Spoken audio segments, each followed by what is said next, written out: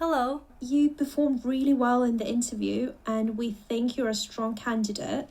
But unfortunately, at this stage, we won't be able to sponsor a visa for this role. Thank you. Bye.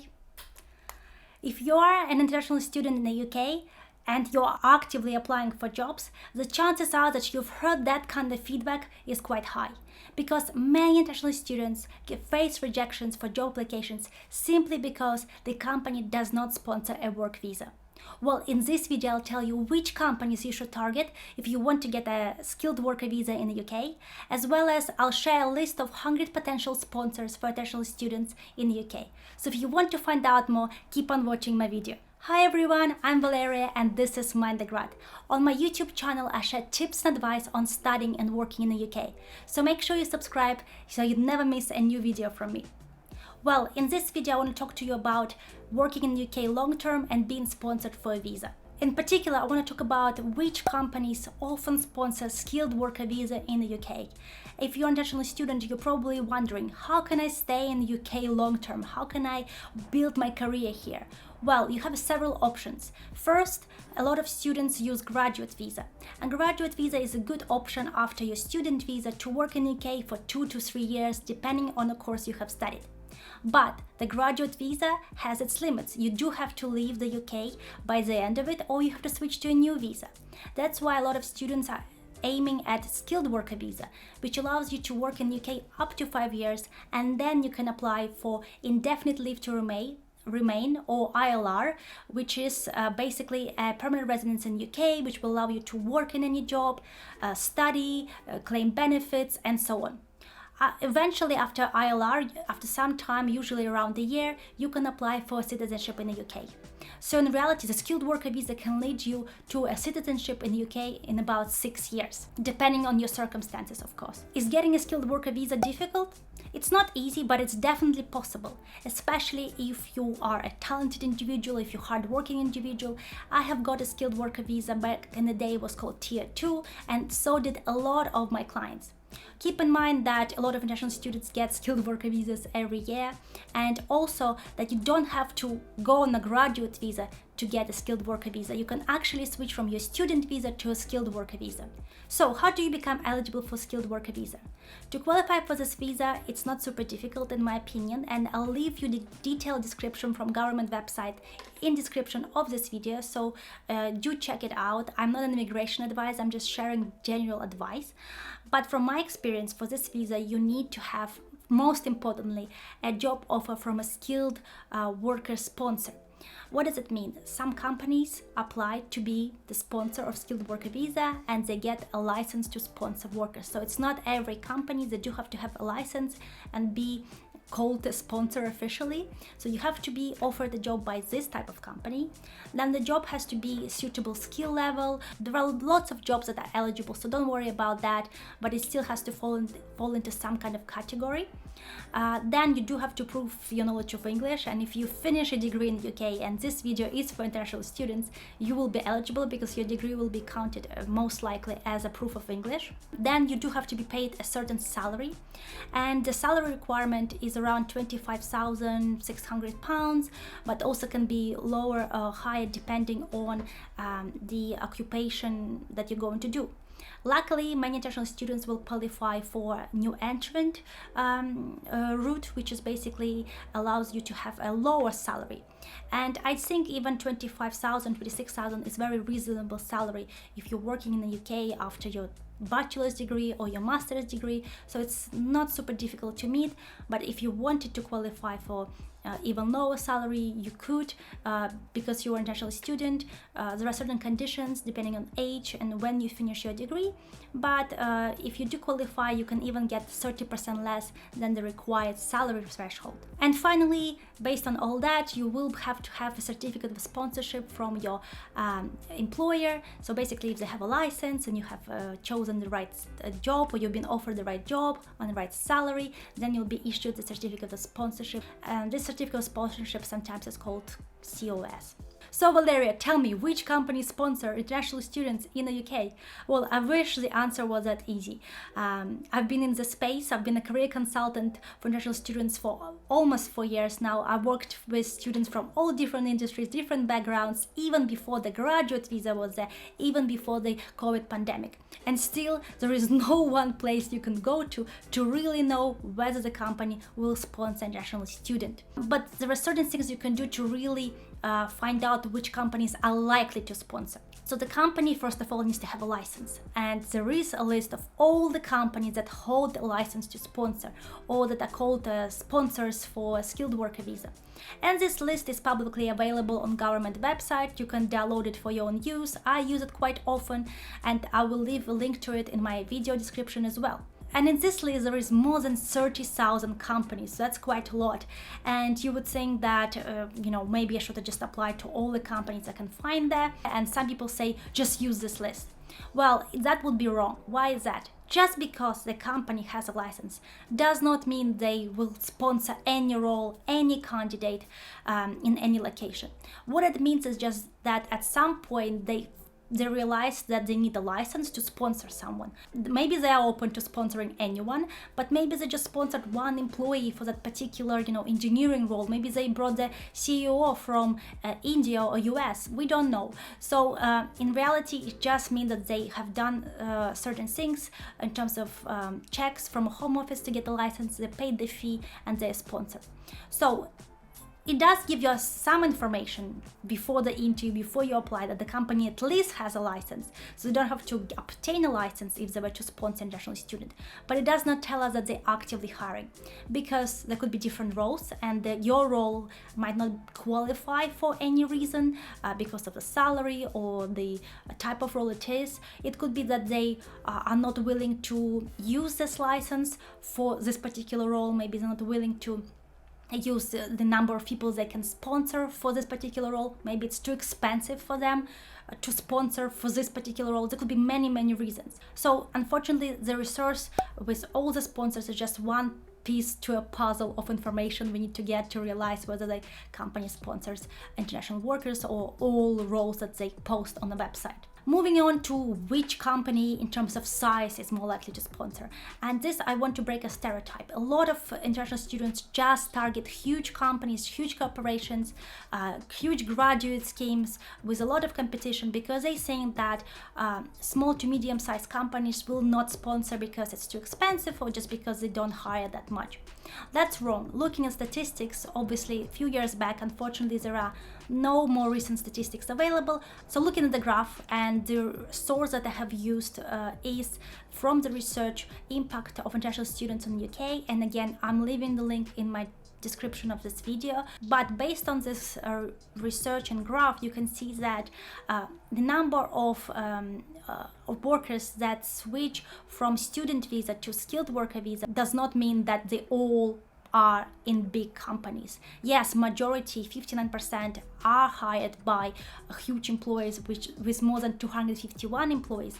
But actually, if you could look, a lot of workers are sponsored by small companies, less than 9 employees, 17% by companies that have 10 to 50 employees, and surprisingly 10%, only 10% for companies which are medium-sized, 51 to 150 employees. So 41% of international students that got skilled worker visa from student visa actually weren't sponsored by huge corporations. What I'm trying to say is that don't disregard small to medium-sized companies. They're likely to sponsor as well. They're looking for talent. They're competing for talent with these big firms. And quite often you'll be surprised that a small company does have a license and they're willing to sponsor. If the application process or the culture in a huge company, a corporation, does not work for you, or perhaps the sector or the role you are targeting is not offered by these corporations, definitely check out small to medium-sized companies. Before we move on to the companies that sponsor international students with some examples and industries, I want to tell you that I do work with international students one-to-one as a career consultant through my VIP personal program, where I help you with each step of job application process, and I create a personal strategy for you. But this program is by application only, because I can't work with everyone, and I'll only work with you if I believe in your success. And you can apply for this program through my website. You start with a free call where I assess your chances of being hired in UK. But also I offer online career course, and this is my baby that I've produced in recent years. This is my program that I have put my heart and soul into. It's everything I know about working and studying in the UK, and I've created this step-by-step self-study course. It has tons of lectures, materials, guides for you to use through different stages of application process. So make sure you check it out, and I hope to see you inside my community. So back to which companies sponsor international students. Well, again, let's go back to the research that I love to share. I think that it's important to think about type of roles and industries that are frequently sponsored, because unfortunately some industries are less likely to sponsor, even though I always say nothing is impossible. But let's say photography or film, that's usually the industry where they're more likely to hire someone on freelance basis or short-term contracts, so it's unlikely that they will want to sponsor someone, long term. So I think that some industries are just less likely, also perhaps fashion or beauty industry, but everything is possible. I never say that you should give up on your dream just because this industry is not likely to sponsor. But if you haven't decided on an industry and role, this is going to be useful for you. So looking at the statistics that I've shared before, the jobs that are mostly hired in the UK, if you are a student, are science and engineering professionals.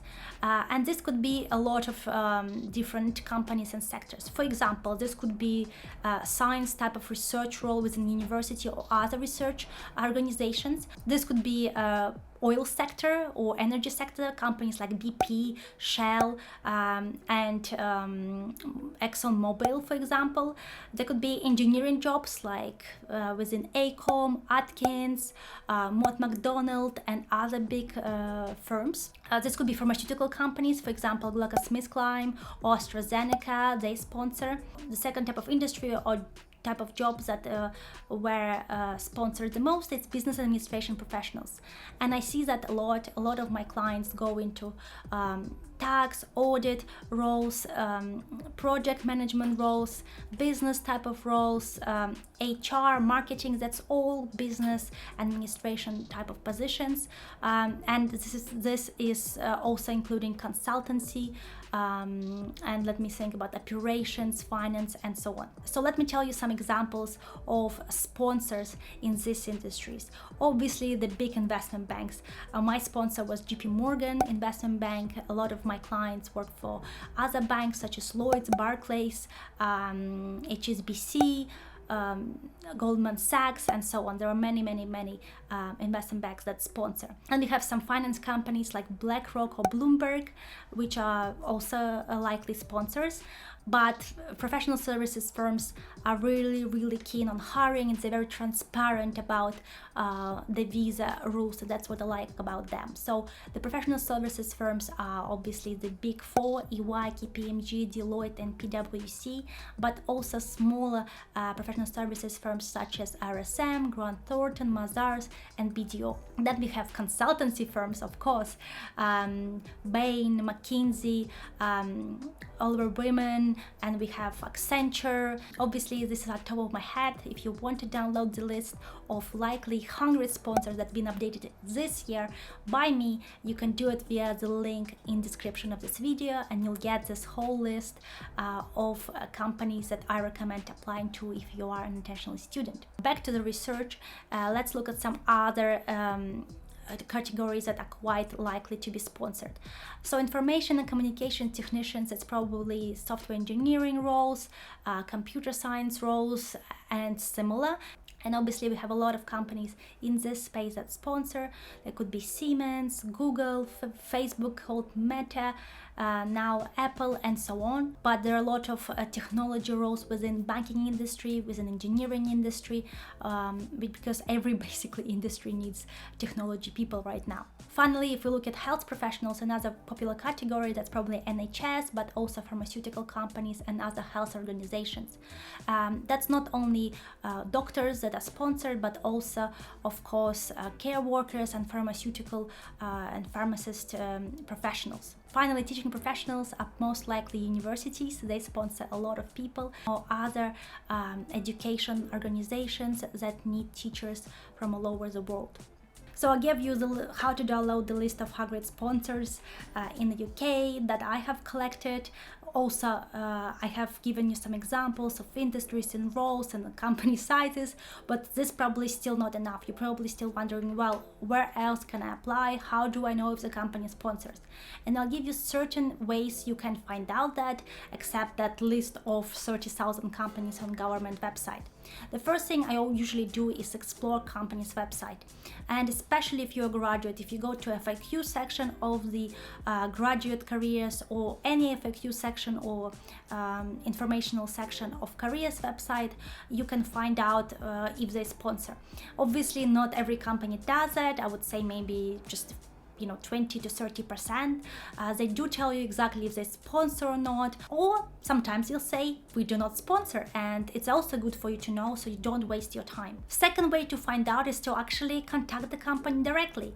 There are different ways to do that. You can email them on a careers kind of email, you can use a bot, you can contact the relevant person on LinkedIn and basically just ask them, well, I'm a student in the UK, I have a chance to either switch to a graduate visa or skilled worker visa. Do you hire on a graduate visa, or do you sponsor skilled worker visas for this role or other roles?